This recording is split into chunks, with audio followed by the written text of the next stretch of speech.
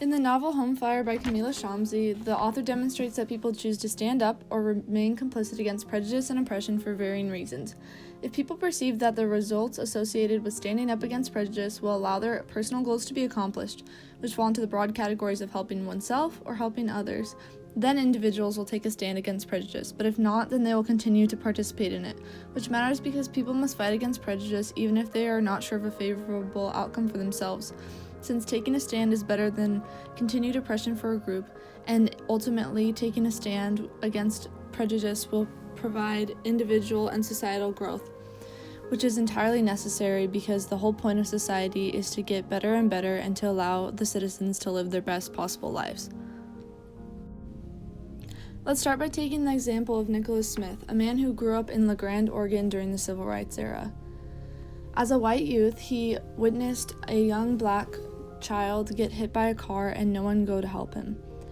Later on in his life, he joined the military, and at one point, his friend who was African American was not accepted into a bar simply because of the color of his skin. At that point, Nicholas stood up against prejudice and told off the white bar owner for his prejudice. This is an example of someone who stands up for prejudice after they see what's wrong in the world and look in the goodness of their heart to do so, despite the risks to themselves. The next character we should consider is one who, rather than standing up against prejudice, participates in it. In the novel Home Fire, the character of Carmot Lone participates in prejudice to further his own personal goals of improving his political career. On page 90, he says, "Don't set yourself apart in the way you dress, the way you think, the outdated codes of behavior you cling to, the ideologies to which you attach your loyalties, because if you do, you'll be treated differently." Our last example is from a social experiment where ABC News conducted an experiment where people were faced with a manager who would not serve a lesbian woman in a wedding dress shop because of her sexuality. One African American woman stood up to the manager and told her that what she was doing was no better than racism.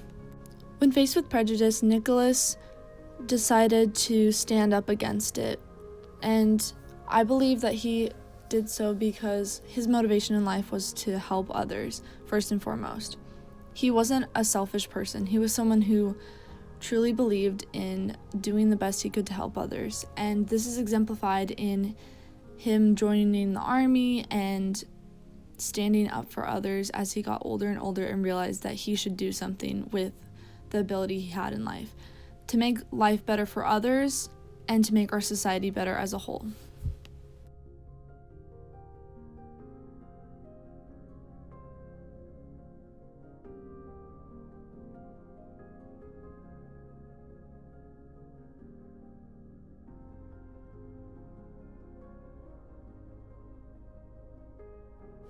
To contrast that, Carmot's main motivation was one that was selfish and merely to accomplish his own personal goals, and he wanted to have a political career. But this blinded him to the truth that our society can grow and we can all become better versions of ourselves and allow everyone to live happy lives to the best of their abilities. But he didn't realize that, and instead he chose to be selfish and not stand up to prejudice.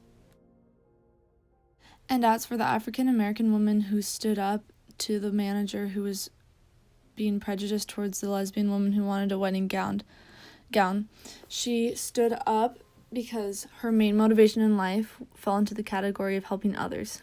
Her main motivation was standing up for people who face similar discrimination, and for that she improved herself and brought growth to society.